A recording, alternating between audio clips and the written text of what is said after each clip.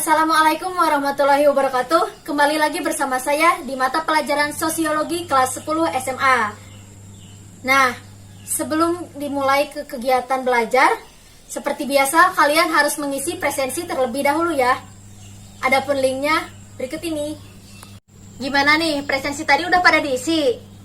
Kalau misalkan belum, silahkan kalian isi dulu ya, karena saya akan menilai kalian dari kehadiran, dari sikap, dari keterampilan, dan dari pengetahuan. Saya harap kalian sudah mengisi semua presensinya. Kalau misalkan belum, saya ingatkan lagi, kalian isi dulu presensi sebelum menyimak video berikut ini. Nah, sekarang kita lanjut ya. Setelah mengisi presensi, marilah kita berdoa menurut kepercayaan masing-masing. Berdoa dimulai. Mudah-mudahan apa yang kita pelajari dapat bermanfaat untuk kedepannya ya. Dan diberi kelancaran oleh Allah Subhanahu wa Ta'ala. Amin. Nah, sebelum dimulai kegiatan, Ibu mau nanya nih, gimana nih kabar kalian hari ini? Mudah-mudahan kalian sehat ya. Jangan keluar rumah ketika tidak terlalu mendesak. Nah, sekarang kalian diam saja di rumah karena pelajaran pun daring ya. Nah, minggu kemarin kita telah mempelajari fungsi dan peran sosiologi. Kita juga telah mengamati apa saja gejala sosial yang terjadi di masyarakat. Dan selain itu, kita telah mempelajari hakikat manusia sebagai individual dan makhluk sosial. Pada minggu ini, kita akan lebih mendetailkan dan lebih menjelaskan apa saja yang ada di masyarakat itu. Lebih tepatnya, judul pokok materi pada pembahasan ini yaitu individu, kelompok, dan hubungan sosial, di mana sekarang akan mempelajari tentang konsep identitas individu, kelompok, masyarakat, tindakan sosial, dan hubungan sosial. Yang kedua, hakikat interaksi sosial. Dan yang ketiga, syarat agar terjadinya interaksi sosial. Nah, sekarang kita lanjut saja ya ke pembahasan yang pertama, yaitu konsep identitas individu, kelompok, masyarakat, tindakan sosial, dan hubungan sosial. Nah, Ibu mau nanya nih, apakah ada yang tahu apa itu individu? Jika ada yang tahu, silahkan ya komen langsung di bawah ini. Nah, sekarang saya akan menjelaskan dulu pengertian individu itu sendiri. Individu merupakan unit terkecil dari pembentukan masyarakat. Dalam ilmu sosial, individu berarti juga bagian terkecil dari kelompok masyarakat yang tidak dapat dipisahkan dan tidak dapat dibagi lagi. Contohnya, dalam kehidupan sehari-hari itu, kayak dalam suatu keluarga, terdapat anak, ayah, dan ibu. Nah, ayah merupakan individu dari kelompok sosial tersebut yang sudah tidak dapat lagi dipisahkan dan dijadikan satuan yang lebih kecil lagi.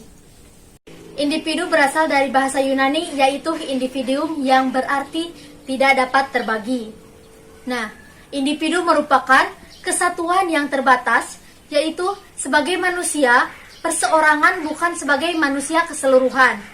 Maka dapat disimpulkan bahwa individu adalah manusia yang memiliki peranan khas atau spesifik dalam kepribadiannya. Terdapat 3 aspek dalam individu, yaitu aspek organik jasmaniah, yang kedua aspek psikis rohaniah, yang ketiga aspek sosial, di mana aspek-aspek tersebut saling berhubungan. Dan apabila salah satu rusak, maka akan merusak aspek lainnya.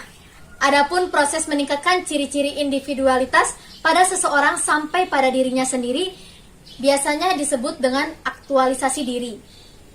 Dalam proses ini, maka individu terbebani berbagai peranan yang berasal dari kondisi kebersamaan hidup, yang akhirnya muncul suatu kelompok yang akan menentukan kondisi satu masyarakat. Individu dalam tingkah laku menurut pola pribadinya terbagi menjadi 3 kemungkinan. Yang pertama, menyimpang dari norma kolektif individualitasnya. Yang kedua, takluk terhadap kolektifnya. Dan yang ketiga, mempengaruhi masyarakat. Dengan demikian, manusia merupakan makhluk individu yang tidak hanya dalam arti jiwa dan raganya saja, tetapi merupakan pribadi yang khas menurut corak kepribadiannya dan kecakapannya masing-masing. Oke, tadi kan kita sudah membahas tentang individu. Sekarang kita ke pembahasan yang kedua, yaitu kelompok. Nah, ada yang tahu kelompok itu apa? Jadi, kelompok ialah sejumlah orang yang mempunyai norma, nilai, dan tujuan yang sama, yang dengan secara sengaja dan juga teratur saling berinteraksi. Pada dasarnya, kelompok ialah orang yang mempunyai kepentingan yang sama dan juga mempunyai beberapa landasan interaksi yang sama. Mereka saling terkait bersama dengan serangkaian hubungan sosial yang khas. Kelompok tersebut dapat terorganisasi dengan secara ketat dan juga berjangka panjang, tetapi juga dapat bersifat cair dan juga hanya sementara. Adapun jenis-jenis kelompok, yang pertama ada kelompok primer, yang kedua ada kelompok sekunder. Nah, kita bahas dulu ya dari kelompok primer. Kelompok primer ialah suatu kelompok yang jumlah anggotanya hanya sedikit. Namun, tidak semua anggotanya sedikit merupakan kelompok primer. Dalam kelompok primer, terdapat sebuah hubungan personal, di mana saling kenal dengan secara pribadi dan juga mendalam, dan sering diwarnai dengan kerjasama dan sering tatap muka juga. Dalam kelompok ini kita dapat contohkan ya, ada keluarga, kelompok teman, dan kelompok teman sebaya. Jika tadi di kelompok primer anggotanya sedikit, maka beda halnya dengan kelompok sekunder. Kalau di sekunder, yaitu suatu kelompok yang jumlah anggotanya itu banyak, dan hubungan di dalamnya merupakan hubungan yang bersifat impersonal, yaitu tidak saling kenal dengan secara pribadi dan jarang adanya tatap muka antara mereka gitu, sehingga tidak dapat dibangunnya hubungan sebuah emosional yang baik. Tujuan berkelompok ini yaitu untuk sebuah tujuan tertentu, sehingga anggota kelompok yang ada di dalamnya merupakan sarana untuk mencapai tujuan, bukan tujuannya.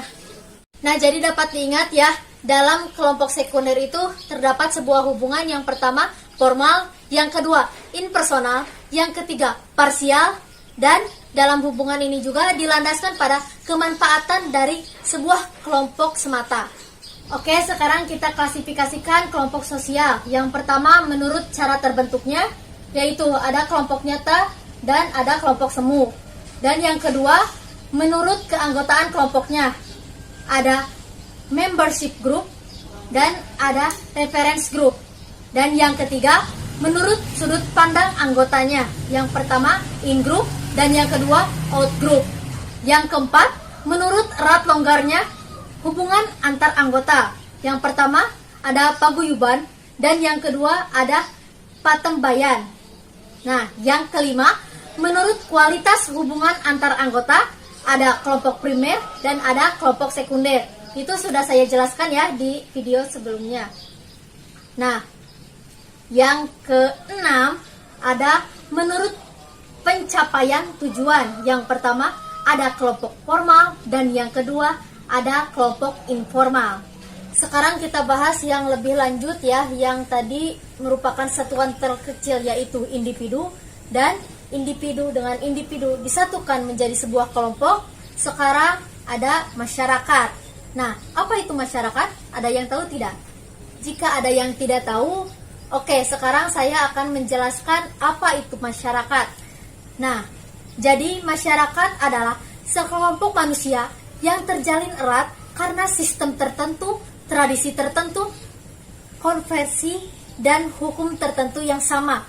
Jadi, masyarakat merupakan sekelompok manusia yang terjalin erat dalam suatu sistem tertentu, tradisi tertentu, konvensi, dan hukum tertentu yang sama, sehingga mengarah suatu kehidupan yang kolektif. Sistem dalam masyarakat saling berhubungan satu sama lainnya, dengan manusia satu dengan manusia lainnya, sehingga membentuk suatu kesatuan yang utuh. Masyarakat terbagi menjadi dua golongan utama, yaitu sebagai penguasa dan yang kedua yang dikuasai. Menurut Sujarno Soekarto, ciri-ciri masyarakat yang pertama hidup secara berkelompok, yang kedua melahirkan kebudayaan, yang ketiga mengalami perubahan, yang keempat adanya interaksi, yang kelima adanya seorang pemimpin, dan yang keenam memiliki stratifikasi sosial. Sedangkan unsur-unsur pembentuk masyarakat menurut Surjono Soekarto, yang pertama beranggotakan 2 orang atau lebih, yang kedua anggotanya sadar sebagai suatu kesatuan, Yang ketiga, berhubungan dengan jangka waktu yang cukup lama yang menghasilkan manusia baru yang berkomunikasi dan membuat aturan-aturan yang mengatur hubungan antar anggota masyarakat. Yang keempat, menjadi sistem suatu hubungan bersama yang menimbulkan kebudayaan serta keterkaitan antar anggota masyarakatnya. Dalam kehidupan bermasyarakat, bukan hal yang heran jika saling bergotong royong dalam menjaga kebersihan dan keasrian lingkungan hidup sekitar. Misalnya, dengan cara bekerja sama membersihkan lingkungan sekitar seperti Jumat bersih atau tindakan sosial lainnya. Nah, tapi apakah kalian tahu apa pengertian dari tindakan sosial itu sendiri? Nah, tindakan sosial merupakan salah satu konsep yang penting dari ilmu sosial itu sendiri, di mana tindakan sosial ini merupakan tindakan yang dilakukan oleh manusia dalam hubungannya dengan manusia lainnya. Adapun ciri dari tindakan sosial antara lain, tindakan tersebut dilakukan dengan mempertimbangkan perilaku orang lain. Yang kedua, tindakan sosial mempunyai arah dan akibat. Dan yang ketiga, tindakan yang mempengaruhi dan dipengaruhi oleh orang lain. Dalam kehidupan bersosial, baik itu di masyarakat atau di kelompok, pasti terdapat suatu hubungan sosial di dalamnya. Apakah kalian tahu apa itu hubungan sosial?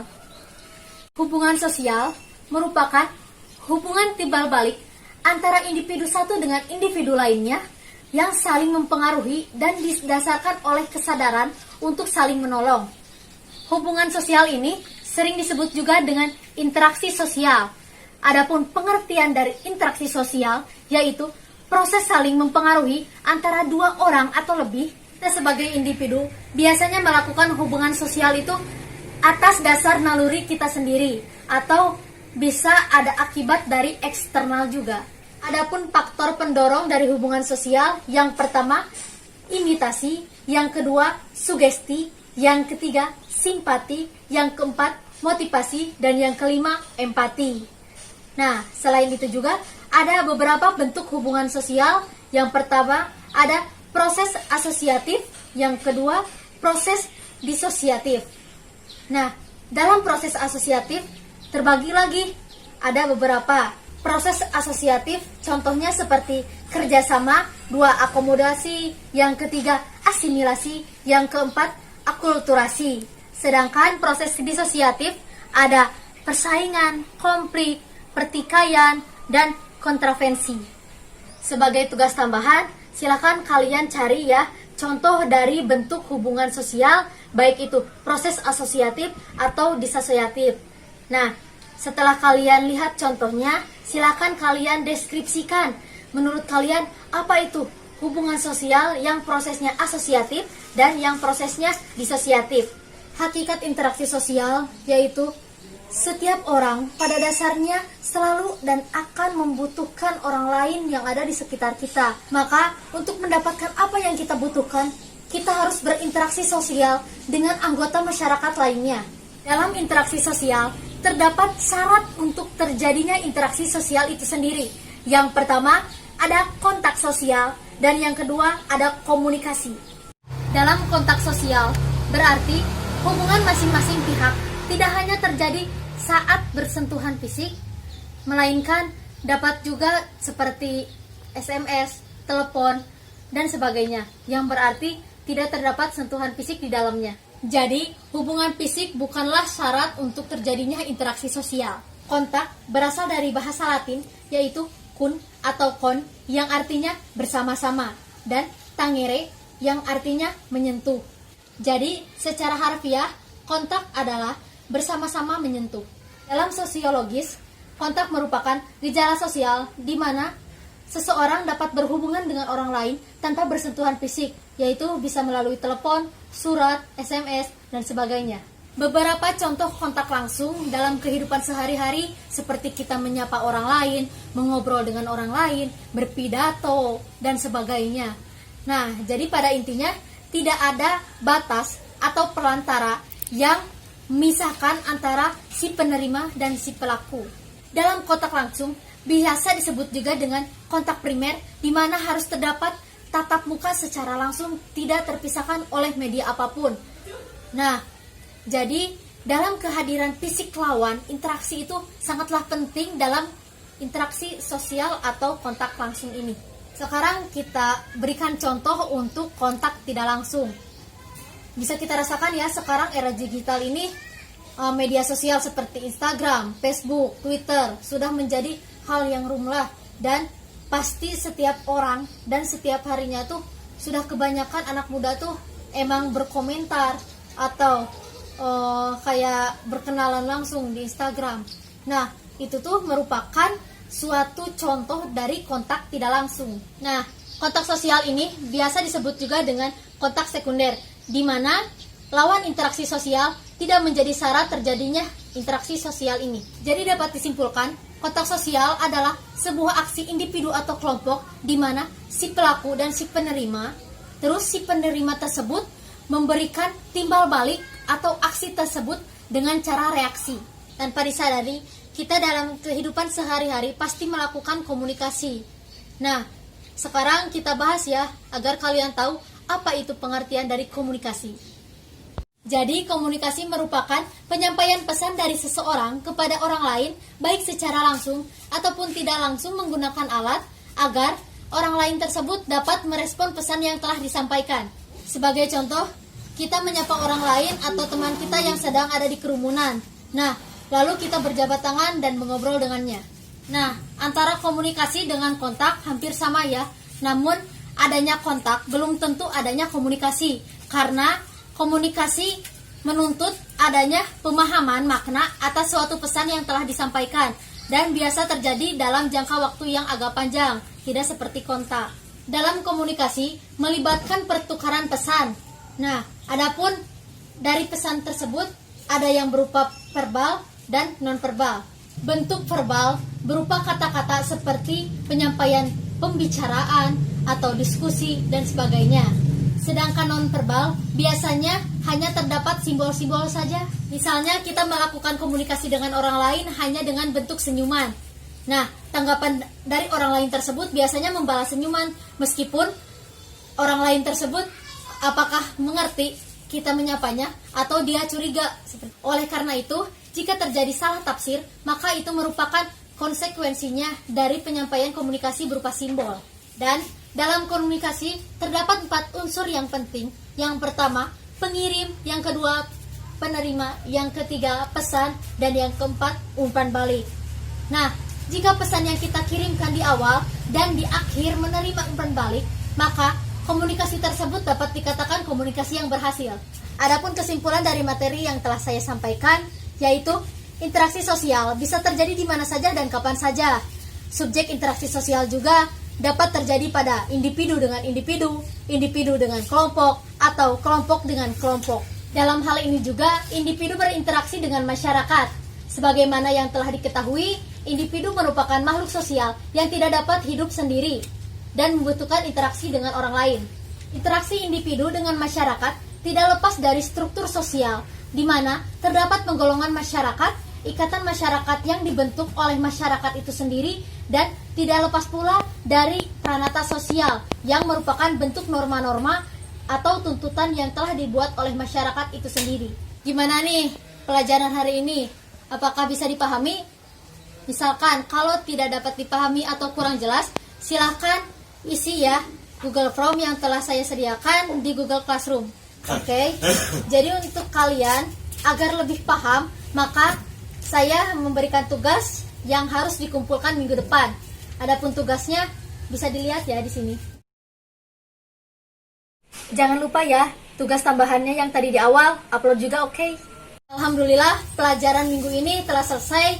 Maka kita akan tutup dengan bacaan hamdalah, alhamdulillahirabbil alamin, dan kita tutup dengan doa ya.